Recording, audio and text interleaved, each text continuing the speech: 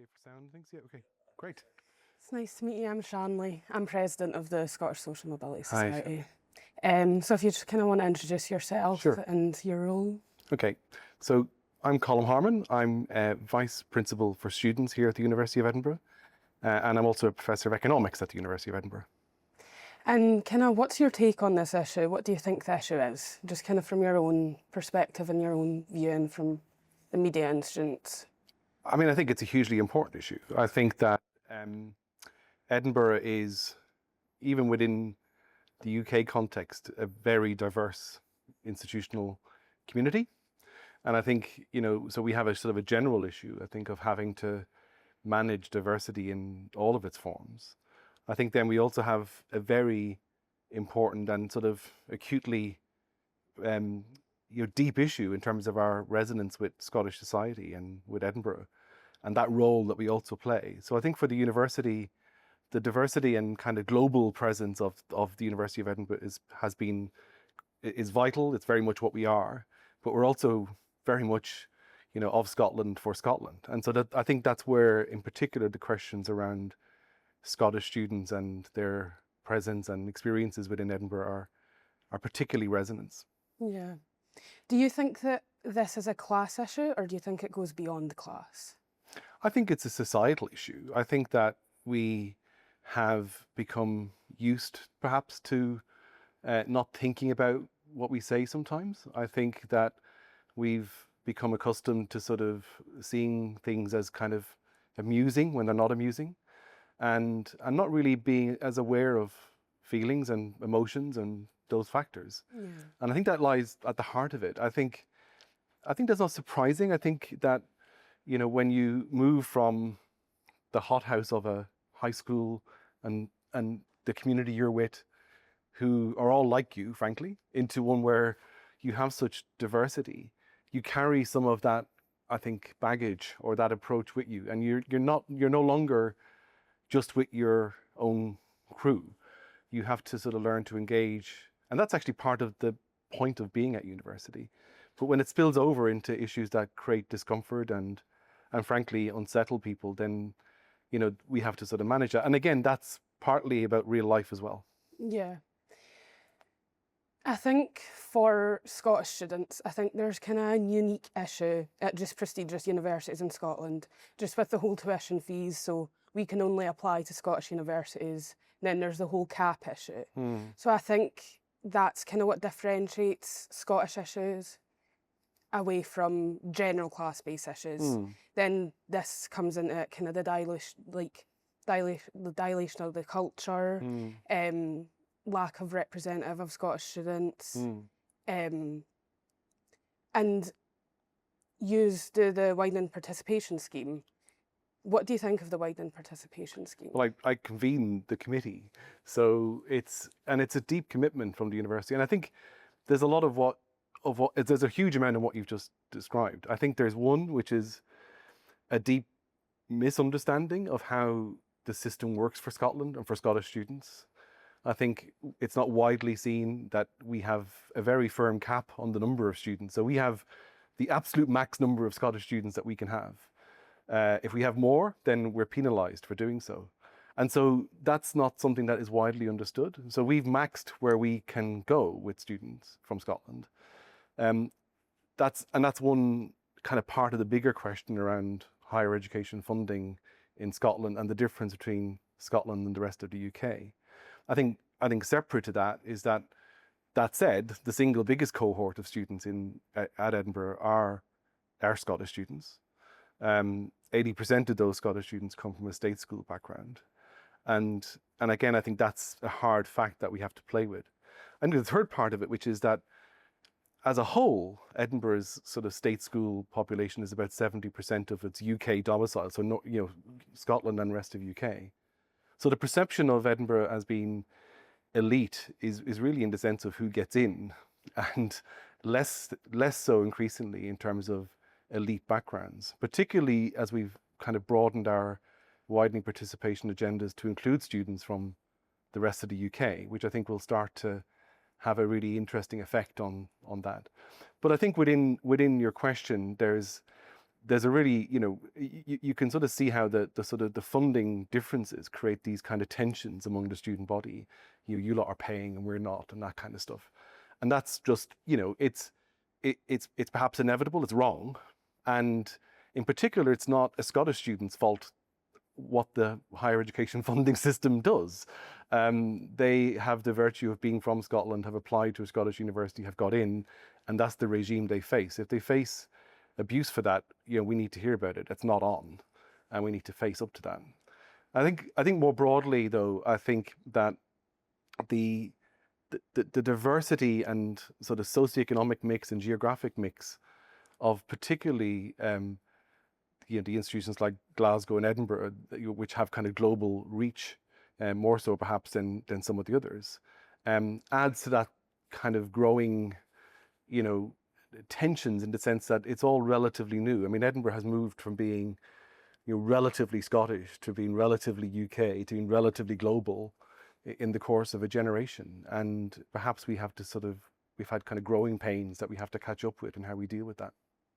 So the Widening Participation scheme allows state school students to get here. How does it support them throughout university? Well, I think it's a really great point. I think one of the, if I'm honest, I think as I kind of took over that committee, it was incredibly important, and it was important from the university principal down. I think it's worth noting that I'm the first in my generation to go to university. Peter is as well. Many of the senior leadership team, many of the university executive are as well. I mean, I certainly remember being somebody who wanted to drop out of university. This is in Ireland back in the 80s, for exactly the reasons that you guys are talking about. That sense of, I went to university on the bus from a part of Dublin that didn't have many students who go to university, and I went home on the bus straight afterwards. I didn't have people to hang with. I didn't have anything to sort of play with. And I think for me, the lessons I learned then was, what rescued me was I found my tribe. Well, my tribe was economics. And it really was about finding the people that I had affinity with. And that taught me a lot about the sense of belonging comes about from the sense of cohort. And that can be it starts off many times being a kind of a school cohort, but over time it becomes what you're doing and why you're here. And that informed a lot about how I've wanted to approach kind of widening participation in general, that it has to be a welcoming environment. And we need more people, from diverse backgrounds to see Edinburgh as a place that they should be in, and they want to be in, and we want them to be here. So that deals with sort of with the issues about getting in, and trying to really break down that sense that instead of going past us on the bus every day to go to another university, you should apply to come here. You're absolutely right, though. Then once in, as I said, in my second year, that was when I kind of felt I wanted to drop out. And it was really only because of an influential academic who kind of said I had talent in what I did that made me stick with it. And for better or worse, the rest is history. But, I think, that was very much serendipity for me. It was luck. I found somebody who had an interest in what I was doing, and they talked to me about it. We need to sort of start to fulfill that role as a university for all of our students, that once you're here, you have every right to be here, and you have every right to thrive here. And it's our job to sort of reassure you of that and work your way through. So I think you're absolutely right that we've done a lot of really good work on getting in. As an aside, I find it really distasteful to see some of the narrative about that being wrong, that we shouldn't, give that sense of priority to students who have diverse backgrounds to get in. I think that's absolutely the right strategic role for the university to do. But the next step of that is that they need to succeed. And we need to make sure that we don't see sort of attainment gaps widening. And interestingly, if they are, really understand why.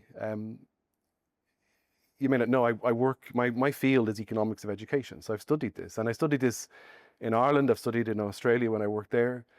And in many ways, students from WP backgrounds often, struggle to get in. But actually the tradition, the research findings typically have shown that once in, they've over succeeded. And that kind of makes sense to me, right? That the resilience and grit you have to get in would probably make you likely to succeed more once you're there. That's sort of started to break down a bit in studies, that we're starting to see, and I don't know why that is. And I think Edinburgh has to sort of start to look more deeply at the experience of students, all students, but particularly WP students, as they move through. It's an epic failure on our part if, having got them in, we don't get them out the other end. Yeah. I saw that there was a recent Times article released like a few days ago, and Peter Matheson mentioned that they have kind of initiatives throughout. Is there any specific ones that support widening participation students? Well, I mean, I think so. The WP, so it starts with the kind of, it starts now increasingly with work that we're doing within schools and even within primary schools. We're a partner with an organisation called Into University, which is working in Craigmillar here in Edinburgh, and in partnership with the University of Glasgow in parts of Glasgow at trying to make sure that students from those communities, young kids, frankly, start to see, from working with students at the university as mentors, start to see this could be a place for me. The tale I always talk about is sitting at the opening at one of these centres, and a 9-year-old told me he wanted to be a physicist. Now, I couldn't spell physics, never mind know I wanted to be a physicist. And I failed physics, as it happens, in my equivalent by A-levels. But I think that, that building that cultural norm, that because you're from a certain part of the city, you shouldn't be thinking of going to university, or because your parents didn't go and you didn't have that cultural norm, that we can step in and try and help that. So that starts there. I think we've talked a bit about the sort of admissions processes and making sure that they work. I think what we do, which I think actually is perhaps not as widely accessed, is that, we have financial supports, we have pastoral supports. The sort of change in our student support model, introducing well-being advisors and student advisors in schools, is about trying to sort of make a bit less academic the experience that you have, that you've got somebody who's, not responsible for your grade, that you can talk to and help working with her. And again, that's for all students, but particularly I think with students from diverse backgrounds and WPs who may be having financial challenges, or maybe having challenges because of other responsibilities. I sometimes think we don't hear enough of them. There's actually a lot of schemes. One of the problems is we don't see enough students, I think, coming through those schemes to sort of provide the support. And where we can step in to sort of bridge a problem, we really do try to do it. What we have to get through, and I don't know whether there's a sense of stigma or a sense that you shouldn't ask for help, but you really should. And the support mechanisms are there to get you through. Kind of going back to what you were saying at the start about showing the students that this is a place for them. It's interesting because I come from a deprived area, bottom 5 school in Scotland, and when I came to university, I had no doubts that I deserved to be here. Good. I was excited, but that's when I came to university, is when I experienced the issues. I'd never experienced classism, or everyone around me was the same class. I had a very narrow kind of skew of the world. So then when I came here, I experienced such a cultural shock, and there was nowhere for me to turn, which was my issue. I found no community. And I think that Scottish Social Mobility Society is maybe now bridging a gap. Yeah. But the reason that I struggled when I came to university is because I had no kind of awareness, and there was none provided to me before, and I think that would have made a difference. Yeah. There was no support kind of reaching out, as I thought that I was the only one struggling with this issue, and that's why it was so hard. So have you ever thought of maybe initiatives at the start of university or before, when people do firm their offers, to kind of educate them on what they might face and where their community is?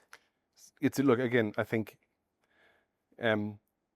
first of all, I think, you should be very proud that you felt that you should be here. That's exactly what we want you to feel. I didn't, funnily enough, when I was a student. I felt, and that sense of imposter stayed around for quite a long time, despite, no matter what measures of success I was experiencing. I found that hung around. So I have a real sense of what can be experienced.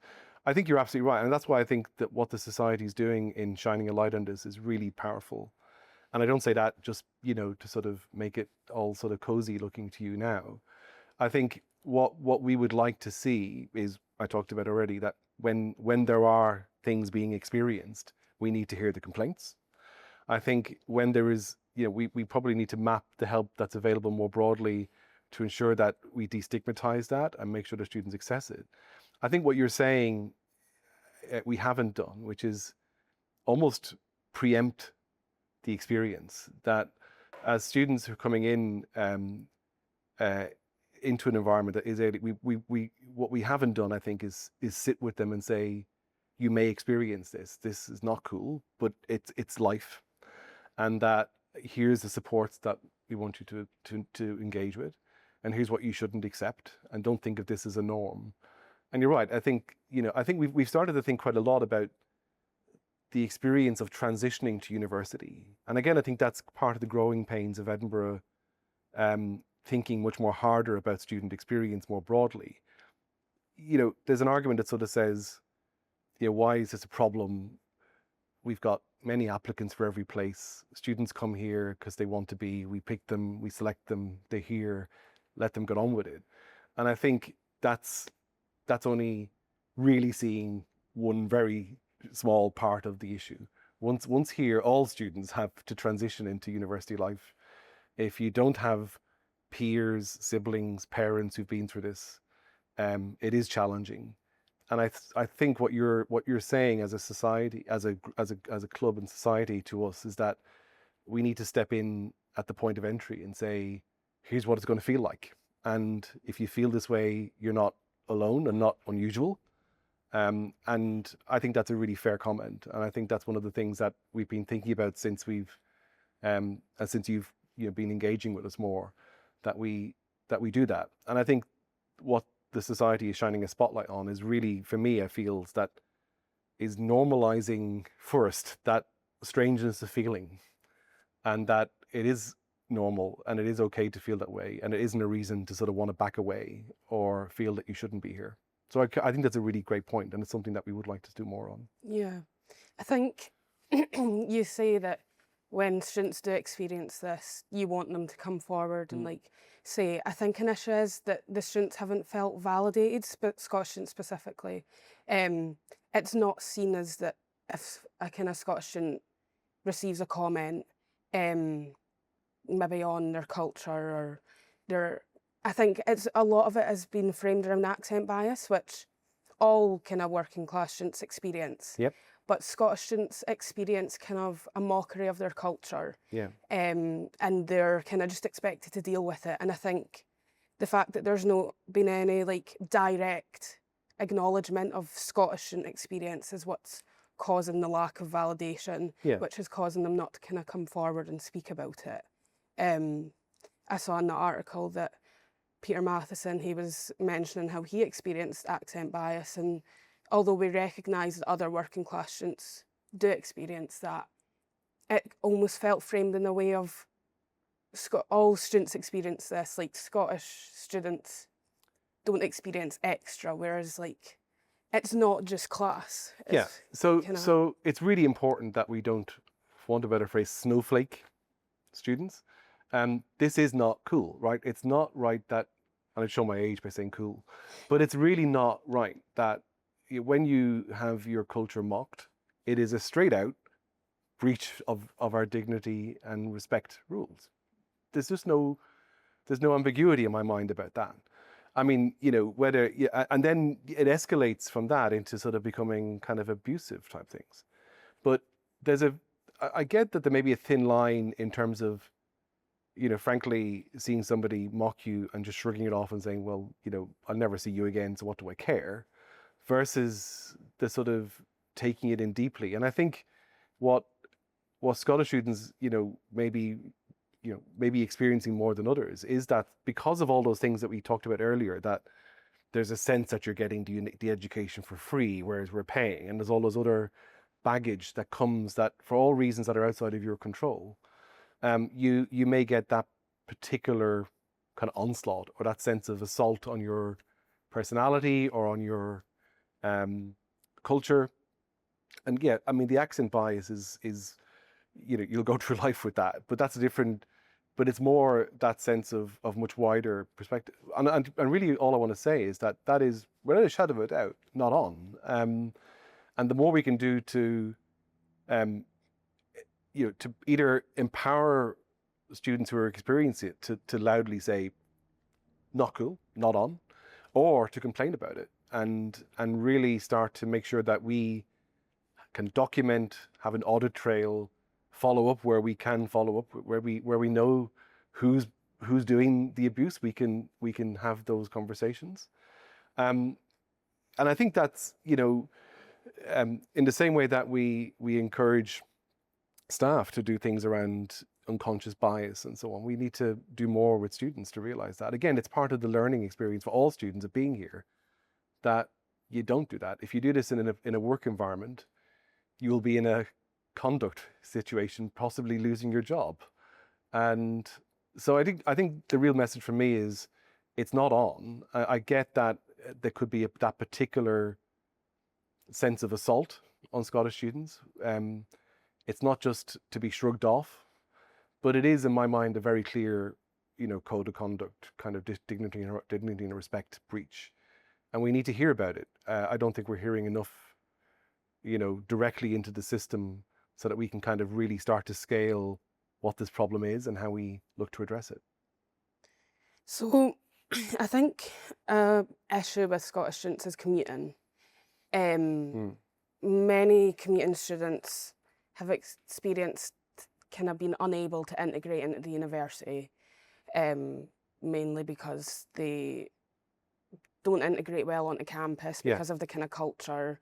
They can't afford accommodation, and in terms of travel, it's kind of a bit ski-wally. What support is there for commuter students? That's difficult. I think that I think it's a fair comment that we haven't, we as I said, in various ways, we do tend to think of students a bit more homogeneously than we should. I think the assumption in how, and it's been part of what I've been trying to think about in terms of work that we've been doing on curriculum and so on, is that students are very different. There's all sorts of differences, whether it be that we don't acknowledge. And I think the first stage of that is acknowledging the reality of life for our students. It may be commuting, it may be caring, it may be, I've had some colleagues talk about how they would prefer students in their honours year not to be working. And I kind of went, well, you may prefer it all you like, but they have to, because they have a very significant bill to pay for life right now.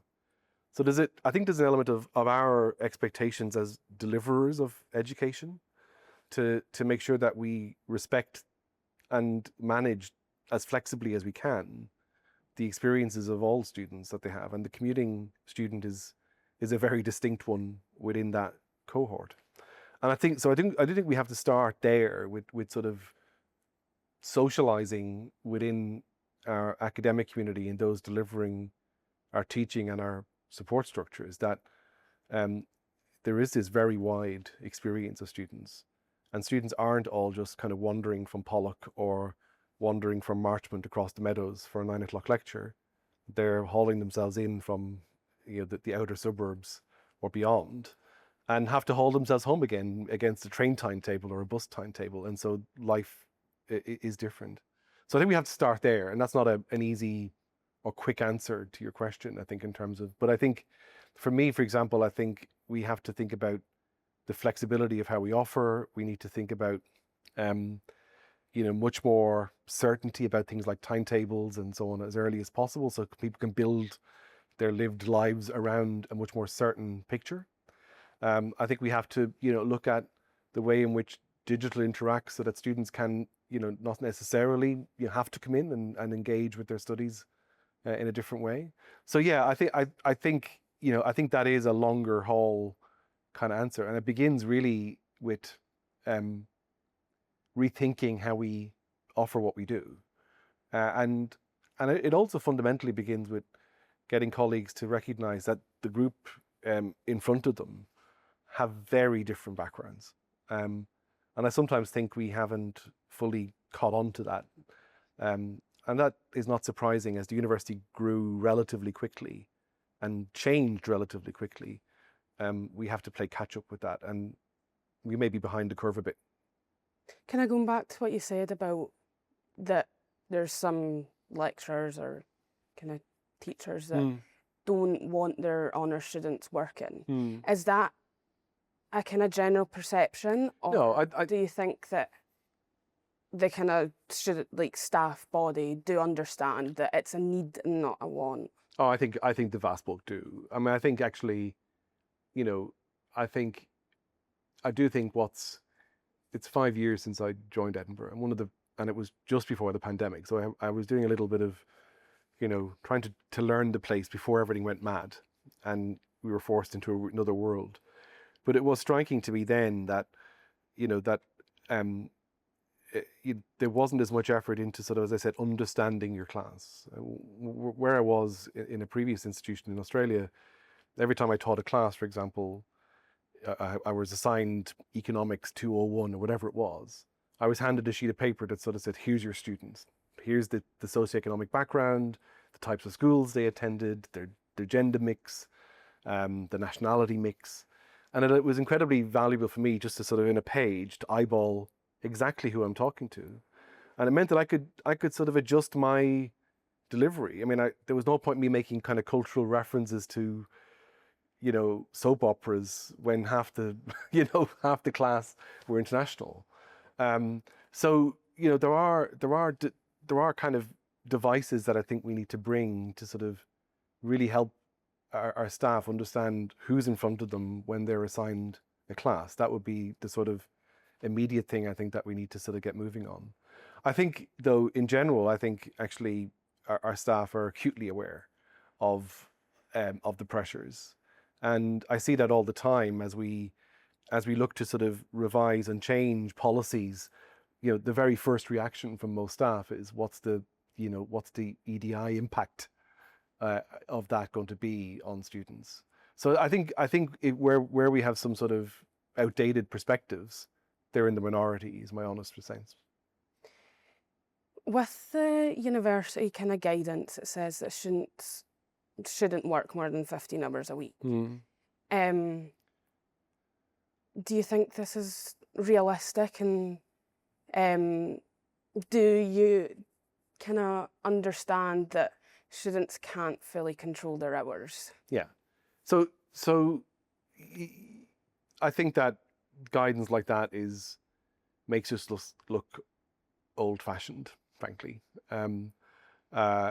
I think, I don't know where the genesis of, we find things like that all over the place when we work through our policies and structures, and it's a very substantive piece of work that I have to lead along with Lucy Evans, the Deputy Secretary for Students, to sort of start to work our way through all of those policies, and sometimes they're not policies, but they're guidelines and statements, but they become urban legends, and they become ways in which things get designed.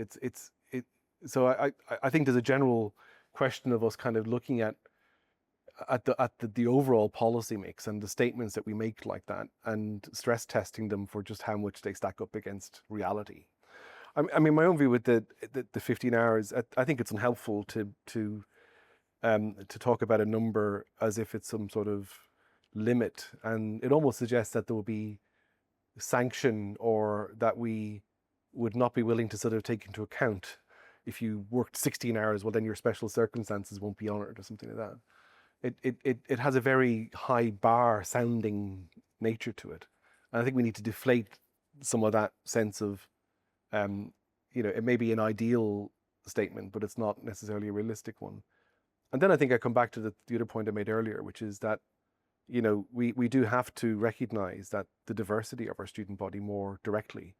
And I think as the kind of clarity of the challenges the UK higher education sector is facing become clearer, actually, it becomes actually oddly an opportunity to sort of reflect more directly on that. We're not going to see a policy white horse come from Holyrood or Whitehall to sort of solve the problem. We're not going to see fees eliminated that might reduce the ability to work.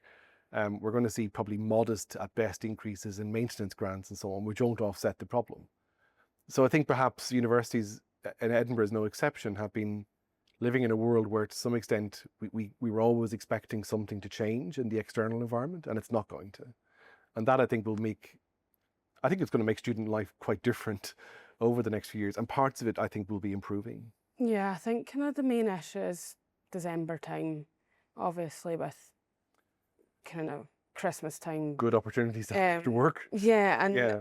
a lot of students kind of experience not getting to kind of converse with their employer about their hours, and they're just giving them, and of course there's kind of the law there that you should just work how many hours you're given, but realistically, sadly, it doesn't work like that, and you will end up having a bad relationship with your employer. Yeah. So I think just for some students, I think kind of on the base, it seems like, yeah, it's fair to like not give extensions for working, but I think when you look at it kind of realistically, during exam time, you're getting all these hours during Christmas, and you can't afford to turn down your job. I think that's, it's a really good example of sort of where the policy is dealing with a norm that might work for most of the time, but that we have to look at ways in which we can have the kind of flexibility to address these particular pressures that might come up. And we can only do that by having the policy and then sort of reacting to some feedback like this as to how we might be able to deal with it. I mean, I think, as I said, I think the point of all of our policies is not to sort of consciously sort of beat students over the head with rules and regulations. I think it's fair to say, and if I'm being perfectly candid, that work-life balance is a real skill, and so it is. There are limits, I guess, to where the university can juggle that. But I think I don't think there's any unwillingness to sort of have the conversations, and it probably comes back to the question of what we need students more and more doing is being candid with us about their lived realities. And I hope in particular that the student support model, having kind of advisors close to them, means that we can start to, in a much less confronting feeling way. I mean, I think if I was a student coming into university without any experiences of first in generation or whatever, and the first thing I'm handed is Professor X is your personal tutor, as used to be the case, I find that quite daunting. And telling Professor X that I had these problems would be equally daunting. I think part of what we're trying to do with some of the moves around the student support model is kind of, to use the economist language, lower the transaction costs. And we need students to sort of engage with that. And the more we can engage with them about where their realities are, they're commuting, they have these responsibilities, they have a work schedule that is unavoidable. We're in at them at the start, and then we can manage the transition through university more effectively. Yeah. Kind of with the widening participation, and the fact that a lot of Scottish students commute mainly for financial reasons, I think that students they feel that they're kind of left at the door almost. Yeah. And that funding is there, but it doesn't match what's actually needed, especially with like accommodations rising so much. And it's just, do you think that maybe kind of scaling down the quantity and providing more quality of widening participation would be a lot more effective for social mobility? It's certainly been something we've talked about. I think, it is not that widely known that, Edinburgh is perhaps the biggest provider, for example, of kind of access kind of scholarships in the UK, if not the biggest. I think, certainly into sort of double digits in terms of millions that we spend on that each year. There's a lot of work around scholarship provision and so on that goes on. We've done a lot of work in trying to change the shop front, if I could call it that, for accessing. There used to be a very burdensome you know, if you're this, you apply for this. If you're this, you apply for this. And whereas my view was that students didn't care less. They just want to, I have a problem. Am I able to access resources to help me? I don't need to know where it's coming from. So we tried to do a lot of work around lowering the sort of burden of, and access to support. I think there's two really interesting questions in what you're asking. One is, do we go larger but smaller? And I think that's a debate we're certainly happy to have. I think the overall intent from a size and shape perspective of the university is that we're not looking to grow as an organization. We're not looking to have more students. We've had to deal with pressures of the pandemic and so on, bringing some extra students into the university, and that's now coming out the other end. And the numbers coming in, you know, are keeping us pretty stable. I think we have a deep commitment to WP. We've extended the WP piece, as I said, to rest of UK as well. So that's going to become, I think, very rightly a key part of what we are. I think whether we look to go deeper on the resources is a great question. And I think the other point about is, and it's exactly what I think society like yours should be helping us to sort of frame the options on. We don't view ourselves as having the kind of one true truth on what we're doing. If it's not the right thing to do, and if you think there's better and more effective ways of us spending the resource, then we're certainly open to hearing about it. I think on the commuting students piece, again, I think I completely see how Edinburgh, probably more than many institutions, is built around being in the city. And that is a worry that I've had for some time. And it may be that we just need to make sure that we, you know, I'm hoping again through things like cohort activities and so on, we can start to sort of recognize that more explicitly. But the community students is a worry. And I think if it's, and it is predominantly the students that you're representing that are in that category. So please help us to sort of tell us what you think we need to be doing, and we'll try to do it. Yeah. Sorry, I'm just not. In terms of staff kind of issues, maybe with some comments being made, what happens? So if a student reported it, what would happen? So first off, very worrying to have heard some of the tales that you've outlined. Really very worrying. And again, to say just bluntly, not acceptable. Even no matter how it's said, or if it's in jest or in light-hearted mode, it just shouldn't be happening. And we expect our colleagues to be aware of those kind of challenges. And it's not about, as I said, it's not about being woke, or it's not about thinking that students should have thicker skins. It's just, it would be completely unacceptable if you made a joke about a skin color or a nationality, and yet a quip about how unusual it is to see a Scottish student in my class or something is just as damaging. So the things that you've talked about shouldn't be happening, and that I want to say that straight out. What would happen is that, you know, we have an investigation process. So when a complaint is made, we have an investigations team that sort of explores it, and you know, it depends on the gravity of what's been done. I mean, I think, you know, you could imagine, typically in the case of something with an employee, there's usually a formal stage where you go through kind of verbal warning and written warnings and those kind of things. And that's no different at the university. There's nothing special about us as an employer in terms of how we deal with conduct problems. My guess would be, you know, we would want to know whether that staff member has had training in unconscious bias and those kind of questions. And if they haven't, they will be made to do it. So I think there are kind of consequences that are about awareness and encouraging people not to do it again. And then there will be a gradation of sort of seriousness about what's being complained about, which would be reflected in the investigation. But it is a very clear, formal process, and there's a whole team within our student support structures that manages that, and that's what would happen.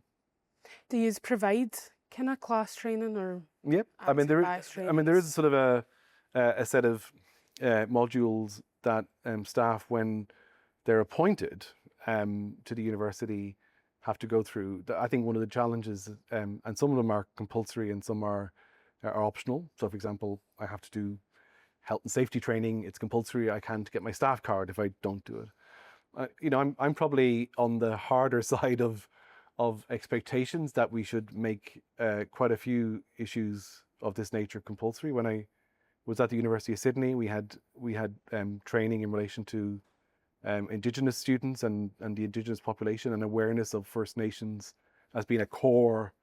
If you work here, you need to be aware of this, and you need to be understanding of the culture and identity of the First Nations people and students that would come from that background and what their norms are. And that was, again, one of those things that was compulsory. So I think we have looked at various times at what is compulsory. In other words, you can't be an employee here without having done that. And we do want to kind of keep that under review. And bias training is a part of that package. I think the issue sometimes is that it's for often with new staff, professional and academic, rather than staff who've been here a number of years going back in to do the training. I think what we would like to do is sort of encourage a wave of staff picking up on that training who maybe missed it the first time round. I mean, much of this is relatively new in the sector. I mean, I'm probably 15 years or so in a kind of leadership role within the university, and prior to that as an academic for another 15 odd years. And these are questions that it's great that we're finally confronting. And I know that I carried a lot of, prejudice when I was a head of a school in economics, which is very gender imbalanced as a discipline.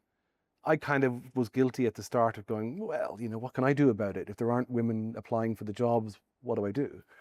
If they're paid less, that's just the market, because I'm an economist and I believe in the markets. But actually, it took colleagues really taking me aside and saying, again, that's just not on. It's just old fashioned, and you need to get real about it. And now, by the time I finished my term as a head of school, it was 50% male, female. But it took real effort on my part to change what I did. And I think to be fair to colleagues, many have been in the profession for quite a while. They haven't had to confront these things. They should, no question.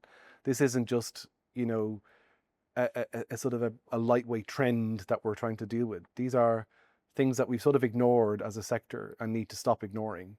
And I suspect we get it better with people joining than we have with people who've been here for a while. I'm kind of introducing accent bias training with 93% Club and Christian LP. Christian, yeah. And what we're just introducing as of now is kind of a Scottish focused accent bias. Yeah. And I was just wondering, why do you think there's kind of been a lag of now Scottish kind of accent bias being spoke about and it's not really been paid attention to before? Look, I think it's not a sin of it's a sin of omission rather than commission. We haven't consciously avoided these things. I do think, to come back to the point, that there are lots of things that we're confronting in the leadership around, running a university which is run by people who are emerged typically out of being academics and professors and so on, and we end up as vice principal or principal, is that we have to we think about delivering our research mission, and we think about delivering our teaching mission and so on, and then we've never had to think much over the course of a career about all these other things that go with running a big organization in a modern world, and that go with the lived experiences in our community, in such a diverse community. So I think a lot of the challenges that you see are sometimes seen as the university has ignored. I think actually it's the truth. My view is, it's not that we've ignored, it's that we're still learning. And I think, I see that across all sorts of dimensions of things that we're confronting, that the student body feels passionate about, that we go, oh, we didn't get that. So I think it's important that we put our hands up and say, I'm learning and you're teaching us. And that's, again, not, because you're sitting in front of me that I'm saying that. I think one of the power of societies, one of the powers of protests, is that we learn something that we didn't know. And I think in this case, we're learning something that we didn't know. or we didn't know was a problem being experienced. And I think we have to admit that and start to respond to it. Yeah, I think maybe from like my perspective, an issue is the fact that there's not as many Scottish kind of bodies in decision-making powers at the university. I think there was an article and it said that there's becoming less and less kind of Scottish positions of power. But which you mean people from Scotland in leadership, you mean? Yeah, and I think the Yeah. fact we don't expect our kind of issue is that we'd never think any of this is malicious. There's just not an awareness of it. Yeah. And of course, if you've not experienced it, you won't know that this is an issue. So I think this kind of highlights the importance of kind of either students helping decisions Yeah. or having more of a kind of representative board, having more Scottish kind of decision influences on. Yeah. I mean, I think the first is absolutely true. The second is harder to do because, in a sense, well, you know, it might seem that I haven't got a Scottish background. I don't, but it's not clear. I mean, you know, the principal, actually does in his past, and so we wouldn't necessarily know some of those things about the leadership, and the leadership has to be whoever we think is the best people to drive activity. I can see how there's a sense of diluted Scottishness. I think there's nobody in the leadership, whether it be the senior team, heads of school or so on, who aren't acutely aware that Edinburgh is born of this city and for this city and region. It's very much, when I applied for this job, it was very, very clear that that was the DNA of the organization. And we talk about that a lot. I think what is also true is that the generation of leader that are now in universities and are the product of the expansion really of higher education in the 60s and 70s and 80s. And they wouldn't have been in Edinburgh as students, 40 years ago. I wouldn't have got into Edinburgh, and I wouldn't have, I wouldn't have experienced this place. And it's only because of the career choices I've made that I've ended up here, or it's because colleagues like heads of school and so on have experienced higher education from backgrounds that wouldn't have experienced higher education, that they've been able to sort of come into that. What I mean is though is that they've had these experiences. They may not have had them in the context of Scottishness. They've had them certainly had them in terms of accent, or the part of Dublin you're from, you surely can't be from there. I still get people tell me you couldn't be from there. How did that happen?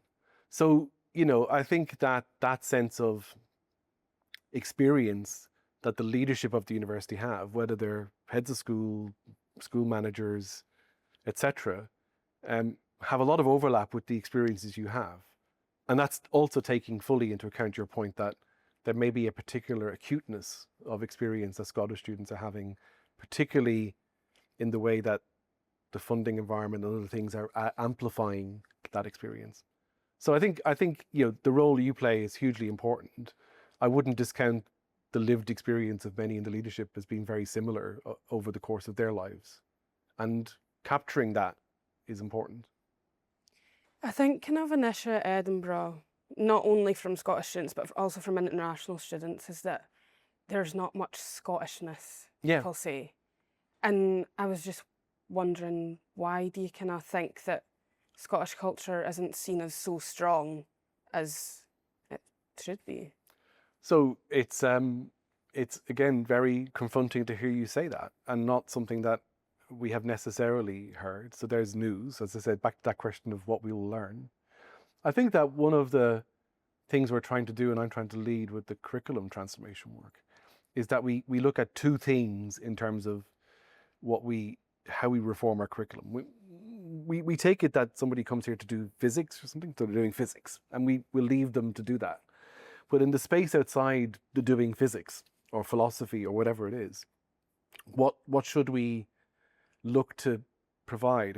We've introduced things called challenge courses, for example, and I think we have two ideas in mind. One is that those additional elements in the curriculum reflect what we do so that they're close to our research strengths. And that's the idea of saying students who come here should see what we're really good at. And that's one of the reasons you come here, because we're really good. But the second part that I think is really exciting is that we're starting to see courses being developed that are about who we are. And I think that's really much more exciting, right? And that's where I think those kind of cultural questions about, if you're in Edinburgh, there has to be a different experience of being here for it to be worth it. There needs to be something distinctive about coming here.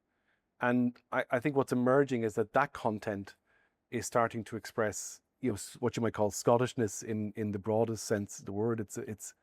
It's about trying to help students understand where we came from as an organization and where we want to get to and what we hold as values. So I hope we start to see that kind of expressed there. And the other thing I think we're really keen to do, which comes right back to the core question, is have content that helps students think about their future selves.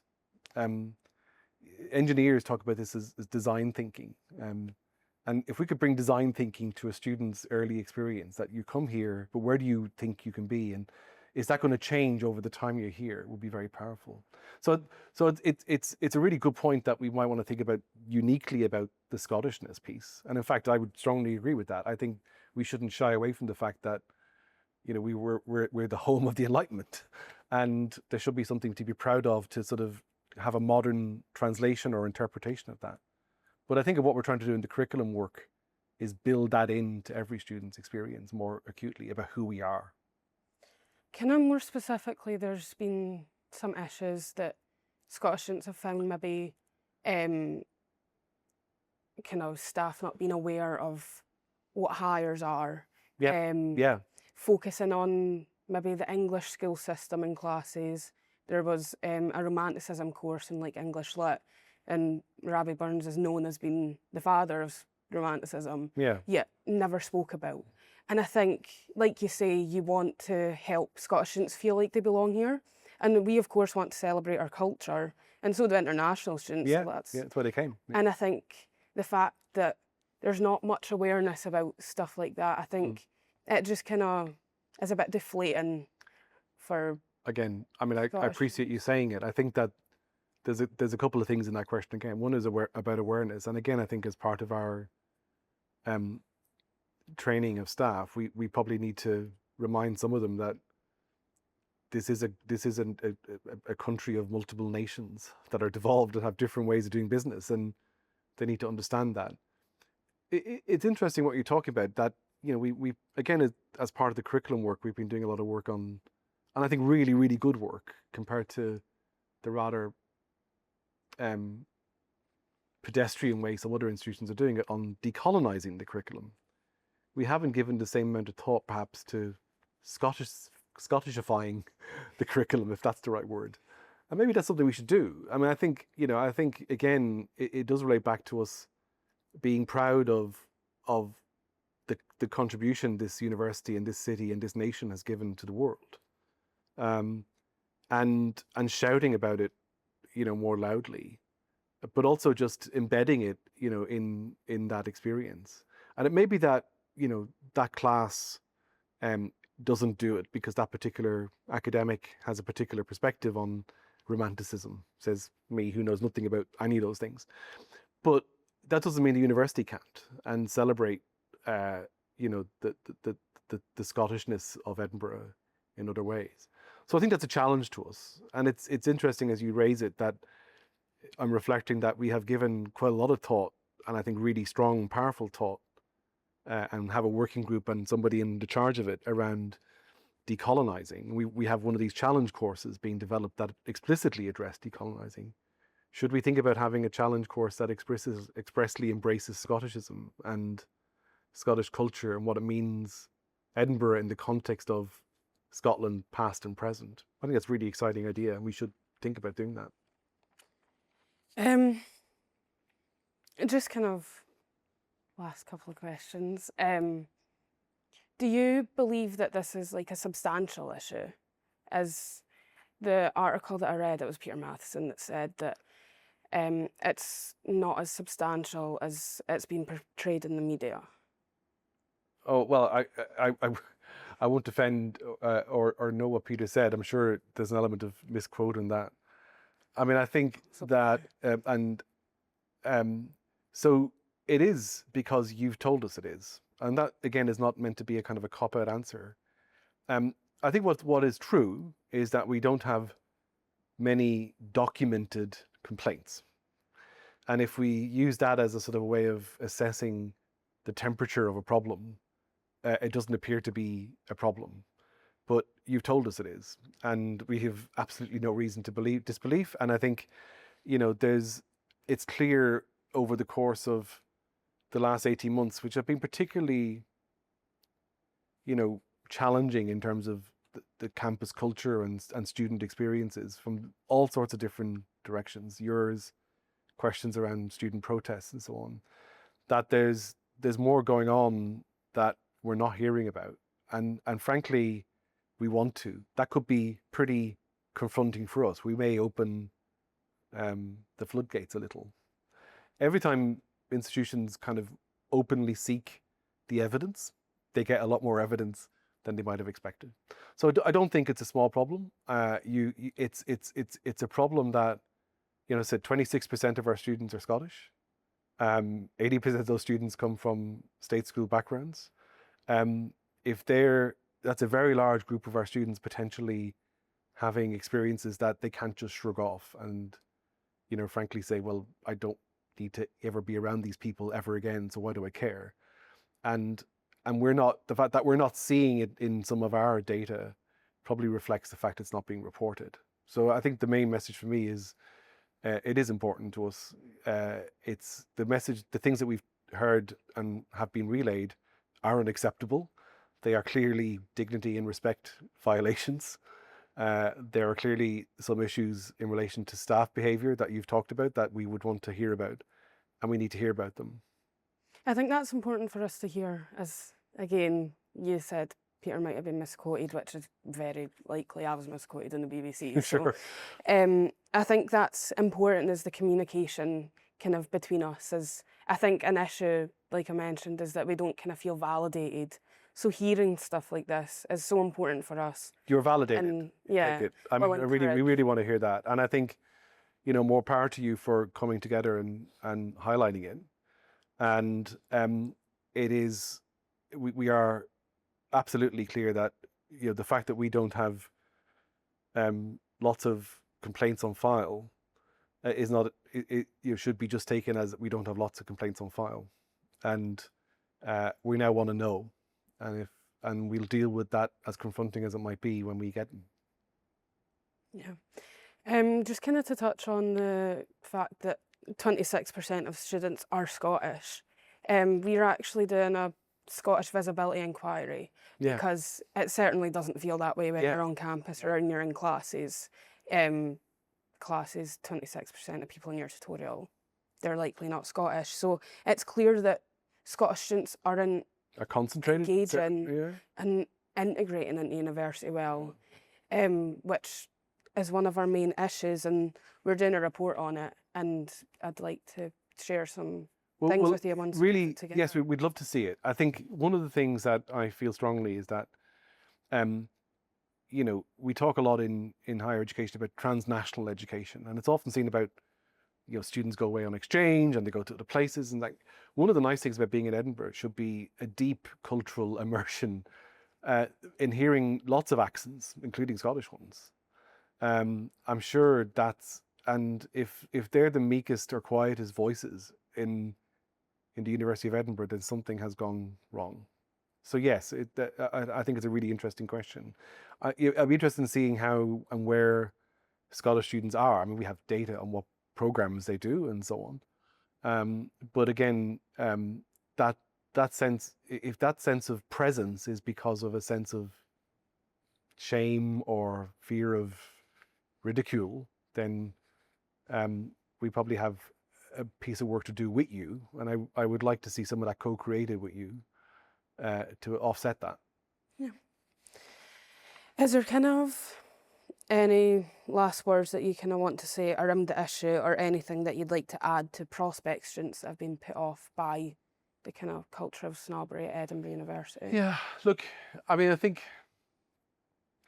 I say this as I've talked a little bit about my own personal experiences, and it's been part of my career to offset this. I find it deeply worrying to think of students who are eminently able to get into what is, at the very least, a top 50 in the world institution, and probably a top 30 in the world institution, may go past us every day on the bus, or may just not even think of applying, or may go south instead of coming here. So we really do need to make sure that they feel that the critical thing is talent and ability to thrive, and that's what we want to seek, regardless of background or nationality or so on. I think that it isn't that there has been a sort of an unwelcoming kind of feel is confronting to me, and is confronting, I think, to the leadership, and we don't think of it as sort of a trite or minor problem. I think it is one that we need to confront, because if Edinburgh doesn't secure the best students, regardless of, and best I mean in the broadest sense of the word, not just necessarily with X number of A's, but really the best students who can really have a transformative experience from higher education, as I did, then we'll have failed. So it is deeply important to me and to the whole senior leadership that we get that message out. And that's not about filling places, because frankly, we fill places, right? We don't have a problem with demand. We want to make sure that the people who get our places really are ones who can have the transformative experience that I did or Peter did from education. So we do want to offset that. And if students are put off from applying here because of that, then we need to sort of do much more work to be done. The second part, I think, is around just making sure that we get the message out that it isn't right what has been experienced. It is something to complain about, and we should get the complaints, and we would welcome that.